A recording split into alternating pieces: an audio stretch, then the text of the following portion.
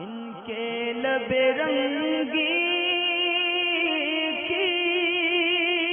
نچھاور تھی کہ جس نے غلام حسین ہے، یہ پوچھتے ہیں کہ اولیاء اللہ کی درگاہ بنانے کے کیا فائدے ہیں؟ ایک تو ان کو معلوم ہے کہ ان کی شان و عظمت کے لیے بنائی جاتی ہیں۔ غلام حسین، گجرات، انڈیا سے۔ مطلب ایک فائدہ آپ کو معلوم ہے، اور یہی سب سے بڑا فائدہ اور یہی سب سے میجر فائدہ ہے اولیاء اللہ کی درگاہ بنانے کے لیے، کہ وہ کیوں بنائی جاتی ہے۔ اور ایک فائدہ ان کو معلوم ہے کہ ان کی عظمت اور شان کے لیے، یعنی یہی تو سارا کانسیپٹ ہے کہ عظمت اور شان ہی کے لیے بنائی جاتی ہے۔ اصل میں معاملہ یہ ہے کہ اولیاء اللہ کی مزار بنانے کا ایک خاص جو ہے وہ طریقہ کار، سب سے پہلے تو قاعدہ یہ سمجھ لیں کہ مسلمانوں نے جب اس کا آغاز کیا بنانے کا، تو ان کی نیتیں بھی یہی تھی کہ جو اللہ تعالیٰ کے نیک بندے اور ولی اللہ ہوتے ہیں، ان کی قبر عام مسلمانوں کی سی قبر نہ ہو، اس سے تھوڑا سا ڈیفرینٹ، اس کی عظمت بڑھانے کے لیے، اس کو ممتاز کرنے کے لیے اس طریقے کے مزارات کی اس میں شکل دی جاتی ہے۔ اور یہ کہ مسلمان اگر کسی کام کو اچھا سمجھ کے کرتے ہیں تو اللہ تبارک و تعالیٰ کے نزدیک بھی وہ کام اچھا ہی ہوتا ہے، جبکہ وہ شریعت کے خلاف نہ ہو۔ لہٰذا اگر یہ کہ بہت ساری مزاریں ہوں گی، بہت ساری قبریں ہوں گی، ساری عام قبر ہوں گی، تو ایسی صورت میں اگر اللہ والے کی قبر بھی عام ہوگی تو عام قبروں میں یعنی عام مسلمانوں میں اور اللہ تعالیٰ کے نیک پرہیزگار بندوں میں فرق کرنا بہت مشکل ہوگا۔ اسی لیے جو ہے مزار کے اوپر چادر وغیرہ، قبر کے اوپر بہت عظمت والی قبر ہوتی ہے، کسی صاحب بزرگ کی قبر ہوتی ہے، تو ایسی صورت میں ان پہ جو ہے قبر کے اوپر وہ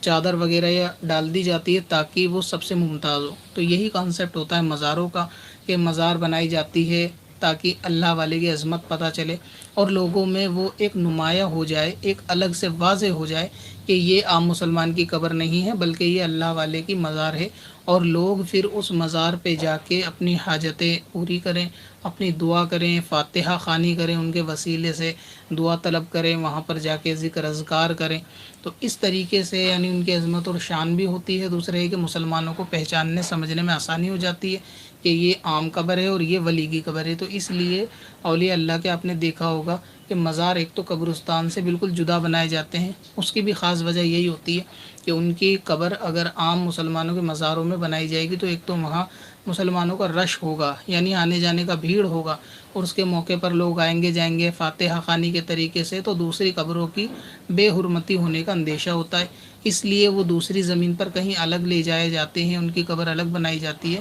تاکہ یہ کہ وہاں بے ادبی نہ ہو۔ اس کا ہرگز یہ مطلب نہیں ہوتا کہ جو وہابی وغیرہ پیش کرتے ہیں کہ دیکھو مسلمانوں کے قبرستان سے الگ ان کو دفنایا جاتا ہے، ایسا کیوں ہوتا ہے؟ اس کی اصل وجہ یہی ہے کیونکہ جب مسلمانوں کے قبرستان میں اگر کہیں ایسی قبر ہوگی تو عرس کے موقع پر، فاتحہ خوانی کے موقع پر جو وہاں پر بھیڑ جمع ہوگی تو اس سے دوسری قبروں کی بے ادبی ہونے کا اندیشہ ہوتا ہے۔ تو اس لیے کیا ہوتا ہے کہ ان کی قبر تھوڑی سی الگ بنائی جاتی ہے۔ اسی لیے آپ دیکھیں گے کہ اکثر آپ نے مزارات جو دیکھے ہوں گے وہ قبرستان سے الگ ہی دیکھے ہوں گے، یا تو ان کی ذاتی جگہ ہوتی ہے یا پھر کوئی ان کو وہ جگہ اپنی اللہ تعالیٰ کی رضا کے لیے اپنی مرضی سے ہبا کر دیتا ہے، تو پھر وہاں ان کی قبر بنائی جاتی ہے تاکہ وہاں دوسرے معاملات بنائے جا سکیں، قبر کے ساتھ باؤنڈری کی جا سکے، اس کی گنبد بنائی جا سکے، لوگوں کے رکنے کے لیے ٹھہرنے کے لیے الگ انتظام کیے جا سکیں، نماز وغیرہ پڑھنے کے، پھر اس قبرستان مزار سے جو ہے وہ کہیں آس پاس پھر مسجد بھی تعمیر کی جاتی ہے کہ لوگ وہاں پہ نماز بھی پڑھ سکیں اور کسی اچھے موقع پر آ کے یہاں پر اللہ والے کے صدقے میں مانگ سکیں۔ تو یہ خاص وجہ ہوتی ہے کہ ایک یہ کہ ان کی عظمت ہی الگ ہوتی ہے، اس لیے ان کی عظمت کے حساب سے ان کو ممتاز رکھا جاتا ہے ان کو۔ دوسرا بات یہ کہ مسلمانوں کو پہچاننے میں اس سے آسانی بھی ہو جاتی ہے کہ یہ ولی کی قبر ہے تاکہ مسلمان اپنی جو ہے حاجت وہاں پہ پوری کر سکیں۔ پتھر میں حسن لالے